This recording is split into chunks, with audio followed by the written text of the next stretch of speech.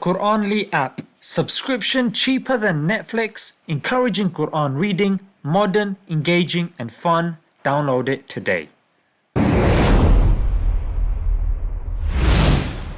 So premise number one, there is existence. Yeah, you see existence around you and you exist.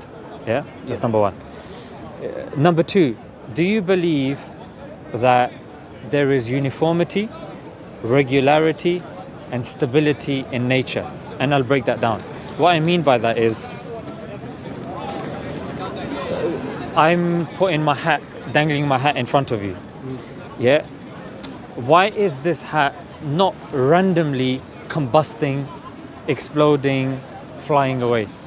Because there are basic principles that don't allow that. Exactly. The mere fact that you're able to cross the road, the mere fact that you're confident that if you start walking up the park, you won't randomly get stuck up a tree or something. Yeah, or your leg won't just drop off, or you get like, I don't know, a hippopotamus growing out of your leg or something like that. Yeah, exactly. So therefore, there has to be an existence that explains the regularity, stability and uniformity of nature. Sure. Yeah? Yeah. Okay, brilliant. So that's what we say is the first cause. Yeah? That there is a first cause, because if there is an existence that explains the uniformity, regularity and stability of nature, that first cause needs to have certain attributes. Yeah? So if, for example, you have a first cause, that is the start of everything. Yeah? Do you accept the first cause argument? Yeah. Okay, brilliant. So there's a first cause. Then what we're going to do is we're going to give attributes to it. First cause, by definition, first cause implies that they are not first causes. It's a first cause, singular. Yeah? Okay. That's what I'm saying. So I guess the distinction I'm making here is that of monotheism and polytheism. People that believe that there's like loads of gods, and people that believe that there's only one God. Yeah. So what I'm saying is that this first cause that you're okay with, yeah? Yeah. That this first cause is alone,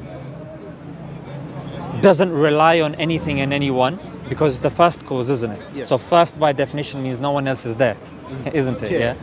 So it's by itself, it's self-sufficient, relies on itself, and then what comes afterwards relies on the first cause.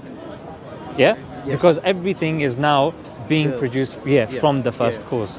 So that first cause needs to have certain qualities. Now, that first cause, if that first cause came into existence, it's not the first cause anymore, because there's something that came before it that made that come into existence, isn't it? Yeah. So that first cause has to be omnipotent, i.e. there forever, omniscient, and then the creator and the fashioner of all. Does that make sense at the moment? It does, yeah. Okay, brilliant. So Nick, that in a nutshell is what we argue.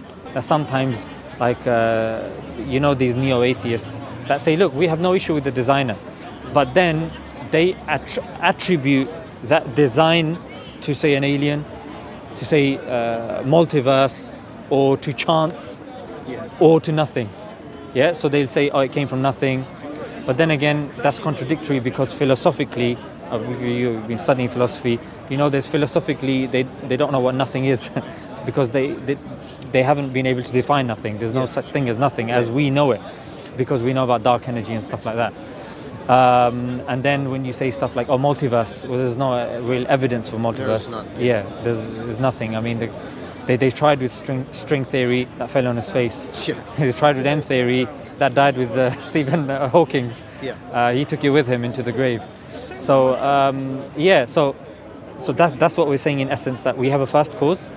That first cause has attributes, and those attributes are best explained via Islam. You've got the likes of Hinduism, which will explain that there are a multitude of gods. You have one God of this aspect of life, one God of death, you have one God of this and one God of that. And logically speaking, that doesn't really make no sense. Brilliant, excellent. Does it make sense to you that, okay, there's a first cause, that first cause has attributes, and it makes sense that there's one God and not a multiplicity of gods? Yeah, I understand, yeah. Excellent, brilliant.